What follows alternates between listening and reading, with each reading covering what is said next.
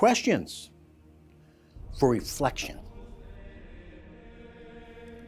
In our first reading, taken from the beginning of the 7th chapter of the Hebrew prophet Jeremiah, the prophet is tasked with speaking a difficult word to Israel.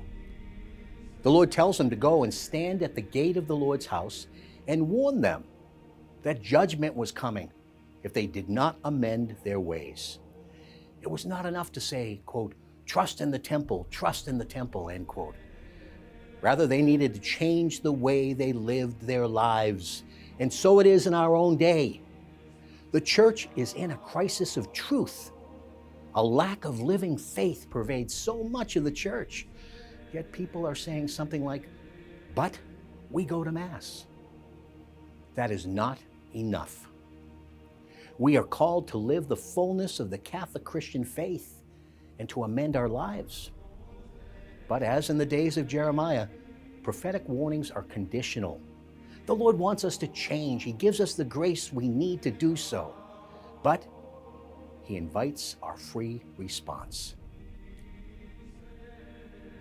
Our responsorial psalm underscores what we just reflected on. David the psalmist sings these words which we heard. The Lord is a rampart and shield. He gives grace and glory. Yahweh refuses nothing good to those whose life is blameless. Our faith must be manifested in the way we live our lives. We are called to walk the talk. In the gospel appointed for today's Holy Mass, the mercy of God is revealed in the parable which Jesus offers.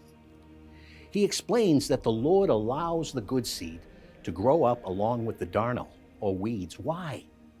Because He wants all men and women to be saved. But not all will be.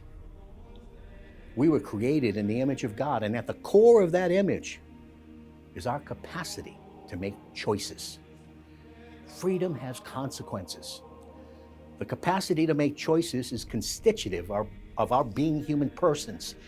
It reflects an aspect of the imago Dei, the image of God, which is present within each one of us. The fathers of the Second Vatican Council wrote in their document on the mission of the Church these words, and I quote, "Authentic freedom is an outstanding manifestation of the divine image within man." And that's paragraph 17 of Gaudium et Spes. This invites us to reflect upon our own lives and our own choices. What are we choosing? And who are we becoming through those choices?